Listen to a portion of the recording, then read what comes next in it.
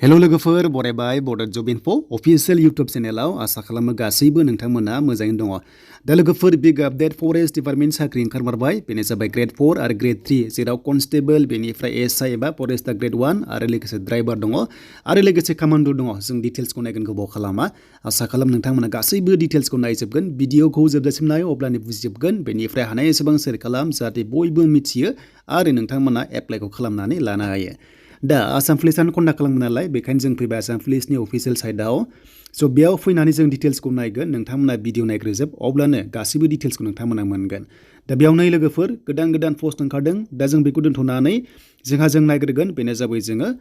Assam forest डिपार्टमेन्टखौ जों नायगोन देन बेनिफ्राय बिनि सिगां मोनसे पस्ट ओंखारदों बेनो जाबाय नोंथांमोना आरोबाव मोनबावदों जेरै ग्रेड 4 स्टाफै स' बेखौ दोनथ'नानै जों नैबेखौ नायग्रोनोसै दा बेनो जाबाय फरेस्ट डिपार्टमेन्टनिखौ। दा गोबां कमेन्ट्स खालामदोंमोन माब्ला ओंखारगोन दा आं नोंथांमोननो मोनसे बाथ्रा होदोंमोन लास्ट उइक जानुवारियाव फैनो हागौ होननानै दा फाइनालि फैमारबाय आरो बेयाव पस्टआ गासै गोबां दङ स' बेनो जाबाय नै 264 दङ बे जाबाय फरेस्टार ग्रेड 1 एबा एसआई बियो स' बेनिफ्राय 1226 दङ बे जाबाय फरेस्टार गार्ड अके नोंथांमोना फरेस्ट गार्ड मोनदों बे फरेस्ट गार्ड स' बेनिफ्राय 981 जाहैबाय आसाम फरेस्ट प्रटेक्शन फोर्स एबा कमान्डो कनस्टेबल जेराव नोंथांमोना 981 मोनदों देन बेनिफ्राय 36 दङ बे जाबाय ड्राइभार कनस्टेबल्स आरो बेनिफ्राय 142 जाबाय नोंथांमोनाहाय नुनो मोनदों बियो ड्राइभार स' बेयाव जोबोर मोजां ओंखारदों 142 जाबाय ड्राइभार बेनिफ्राय नैबे 36 जाबाय ड्राइभार कनस्टेबल्स स' बेयाव मोननै रोखोमनि ड्राइभार ओंखारनायखौ नोंथांमोना नुनो मोनदों स' बेनिफ्राय स्केल पे आसाम पुलिसजों सेम 14,000 निफ्राय जागायनानै 60,500 जायो प्लास ग्रेड पे दङ बेखौ नोंथांमोना मोनगोन।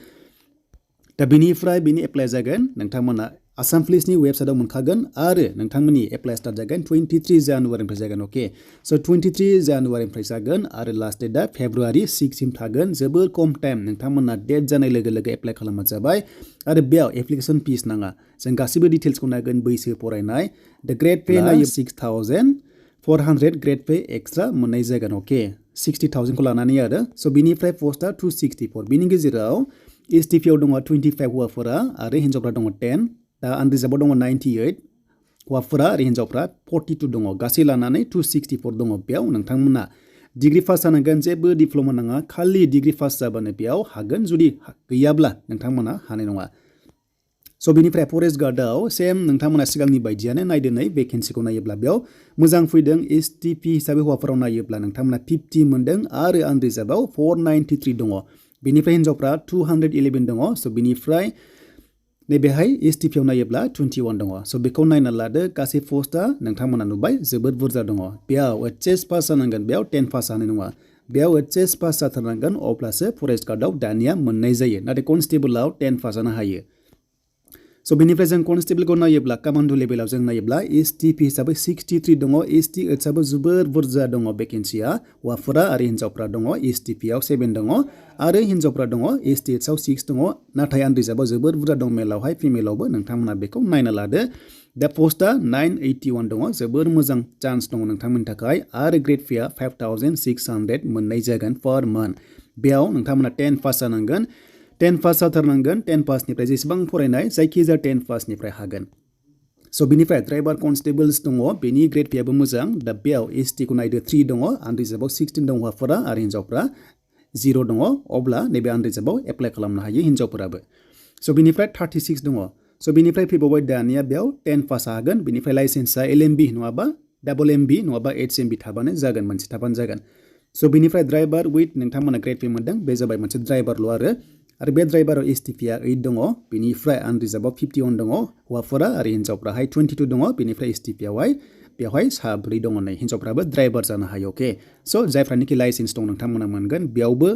नोंथांमोना लाइसेन्स थानांगोन क्वालिफिकेसना 10 पास जानांगोन बावबो स' बिनिफ्राय क्राइटेरिया बैसो दा लोगोफोर नोंथांमोना बे फरेस्ट ग्रेड 1 आवहाय नायदो फरेस्ट बेनिफ्राय गार्ड दङ ड्राइभार दङ 80 निफ्राय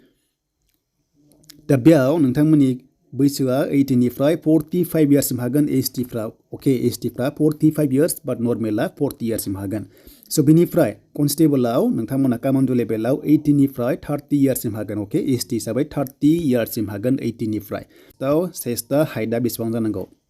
एसटिपिआव हाइटआ जानांगोन 153ल' जोबोर मोजां चान्स मोनदों हौवाफोरा बेनिफ्राय हिन्जावफ्रा अनलि 145 सेन्टिमिटाराव नोंथांमोना इलिजिबल जागोन बे फरेस्टार ग्रेड 1 एन्ड फरेस्ट गार्डनि थाखाय स' बिनिफ्राय कमान्ड' लेभेलाव 160 जानांगोन बेनो जाबाय 160.02 आसाम पुलिसनि बायदि स' बिनिफ्राय हिन्जावफ्रा 152 हौवाफोरा नैबे अके बेखौ नायना लादो बेनिफ्राय चेस्टआव 80 सेन्टिमिटार जाथारनांगोन एसटिपि हिसाबै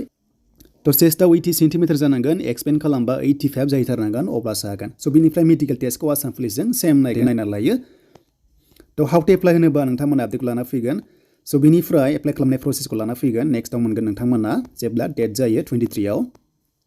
स' बिनिफ्राय डकुमेन्ट्सआ मा नांगोन नोंथांमोननि 10 पासनिखौ नांजोबगोन बेनिफ्राय HSनिखौ नांगोन डिग्रीखौ नांगोन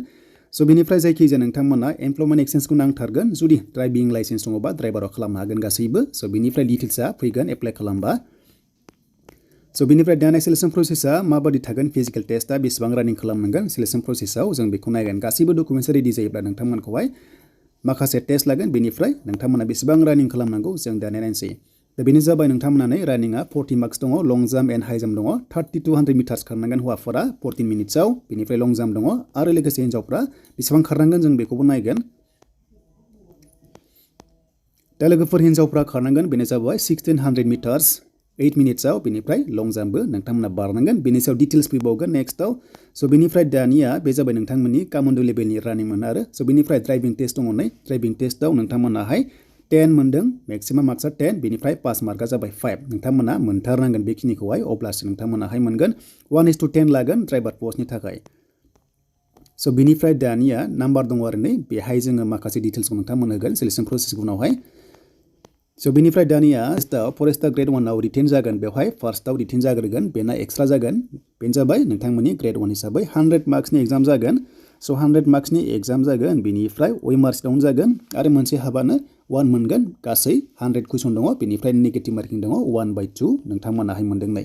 स' बेनिफ्राय सिलेबासखौ बेखौ नायदो आं बेखौ नेक्स्टआव लाना फैगोन मोजां भिडिअ दा बेयाव नोंथांमोननि एग्जामा 100 माल्टिपल चइस टाइपनि बेवहाय नोंथांमोना मोनगोन आरो मेक्सिमाम मार्क्सआ नोंथांमोनाहाय 50 मार्क्सनि अके 50 नाम्बारनि एग्जाम जागोन मोनसेयाव हाफल' दङ नाम्बारा बेनिफ्राय क्लास 9 10 लेभेलनि फैगोन आरो बेयाव नोंथांमोना नेगेटिभ दंना गैया बे जाबाय नेगेटिभ गैया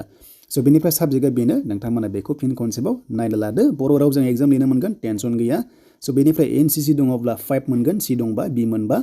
3 आरो ए मोनबा 2 नोंथांमोना बेखिनिखौ मोननो हागोन बेनिफ्राय फरेस्टार नोंथांमोना ग्रेड 1 आरो फरेस्ट गार्डआव थाबायनांगोन 26 किल'मिटार थाबायनांगोन बेनिफ्राय 16 किल'मिटार हिन्जावफ्रा हौवाफ्रा 26 किल'मिटार बेनिफ्राय हिन्जावफ्रा 16 किल'मिटार 4 आवार्सआवहाय माने 4 घन्टायाव नोंथांमोना थाबायनांगोन आरो स' बेनोमोन नोंथांमोना मोनबावबाय दानिया भाइभा टेस्ट स' भाइभा टेस्टआव दङ बे जाबाय 5 मार्क्सनि दङ अके स' नोंथांमोनाहाय फरेस्टआ ग्रेड 1 एन्ड नोंथांमोना फरेस्ट गार्डआव बाट कनस्टेबोलाव नोंथांमोना डिटेल्सखौ मोनखाबाय सिगाङावनो स' बेनोमोन लोगोफोर बेनिफ्राय दायो नै अभारअल जोङो सेलेक्सन प्रसेसखौ नायोब्ला नोंथांमोना मोनदों फरेस्टार ग्रेड 1 आव 150नि जागोन स' बेनिफ्राय कनस्टेबोलाव 100नि जागोन बेनिफ्राय ड्राइभाराव 110नि जागोन दा बेनोमोन लोगोफोर दिनैनि आपडेट आसा खालाम नोंथांमोना बुजिबाय दा भिडिअखौ हानाय एसेबां शेयार खालामदो जाहाथे बयबो मिथियो बे 2600नि बारा भेकेन्सि दङ गासैखौबो आरो बियो मार्चआव जानायनि चान्स दङ बेखायनो नोंथांमोना प्रेक्टिस खालामखादो